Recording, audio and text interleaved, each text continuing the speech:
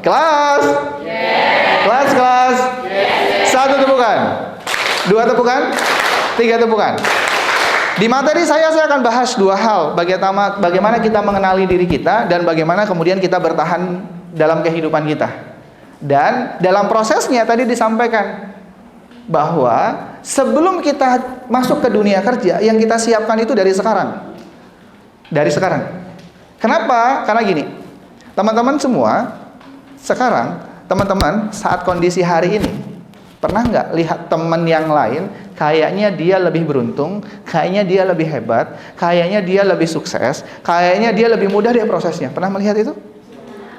Pernah ya? Sehingga, kayaknya kok dia lebih beruntung ya dari saya, kok kayaknya dia lebih hebat ya dari saya. Pernah berpikir yang semacam itu? Pernah. Sebagian besar kita pernah berpikir dan merasakan itu semua. Tapi pertanyaannya adalah, kenapa kok kita bisa berpikir seperti itu? Yang berapa persen? 12% pikiran sadar itu adalah faktor eksternal. Pikiran bawah sadar itu faktor internal, isinya 88%. Mana yang paling bisa kita kontrol? Berapa persen? 88%. Yang bisa kita kontrol itu adalah diri kita, bukan orang lain. 12% itu adalah orang lain, bukan kita.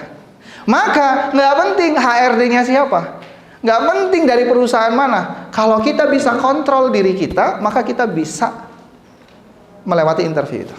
Nah, menariknya, kadang kita nggak bisa kontrol diri kita karena saat kita mau interview, waduh, nanti ngomong apa ya? Nanti cerita apa? Nanti kalau ditanya ini nggak bisa. Akhirnya apa? Akhirnya teman-teman malah sibuk belajar, kayak mau ujian. Mau interview tapi sibuk belajar mau ujian. Kalau ditanya ini nanti jawabnya apa dan yang lainnya. Udah, kalau teman-teman bisa kontrol dirinya, kalau teman-teman tahu potensi yang ada dalam dirinya, maka teman-teman akan jauh lebih bisa menceritakan apa yang ingin teman-teman sampaikan. Sama, mendeskripsikan hari ini kondisinya masing-masing itu seperti aplikasi tadi. Minimal sudah tahu kondisi kita seperti apa. Oh, ternyata saya seperti ini, tapi ini belum cukup. Kita perlu pahami lagi sampai dalam. Saat kita sudah tahu kondisi kita hari ini seperti apa dan mau kemana, minimal kita tahu langkah selanjutnya apa yang mesti dilakukan. Nah, ini yang membuat saat kita semester 1, 2, 3, 4, 5, 6, 7, 8 lulus, sampai lulus bingung karena dia nggak mempersiapkan dan karena dia nggak tahu siapa dirinya. Dan dia nggak tahu mau kerjanya di mana. Itulah di luaran sana. Dulu banyak kasus. Apapun lulusannya, profesinya jadi guru.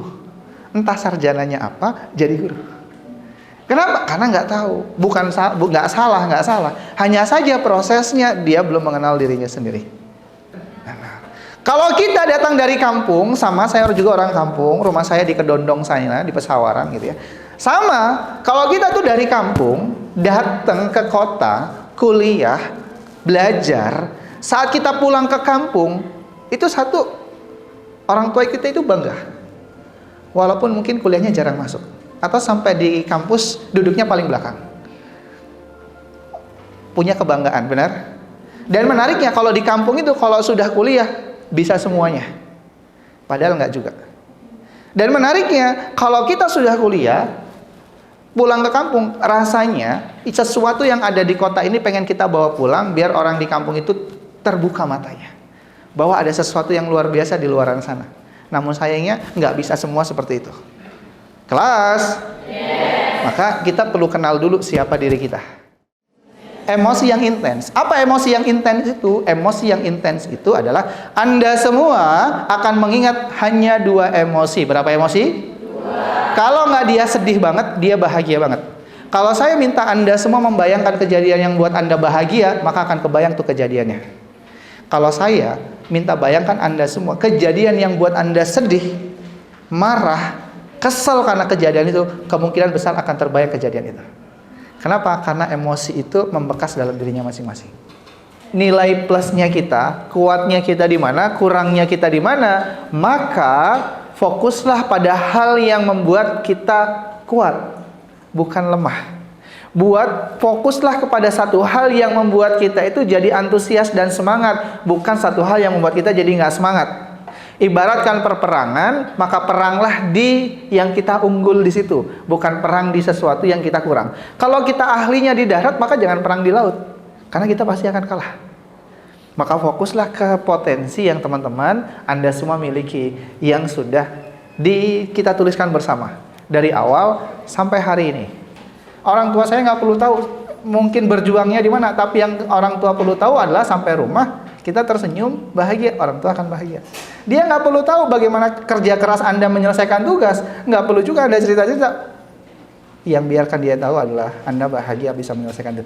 Nah, itulah self-awareness, dan teman-teman tahu tentang kekuatan dirinya teman-teman. Namun itu semua perlu disadari, itu nggak mudah. Tidak akan menjadikan sesuatu buat dirimu, buat Anda semua, ketika Anda semua tidak bergerak melakukan sesuatu. Tapi ketika kita melakukan sesuatu, maka ingatlah, ada energi terbesar di jawaban nomor 5 yang sudah dituliskan. Dan energi yang besar itu akan senantiasa mengiringi setiap langkahmu.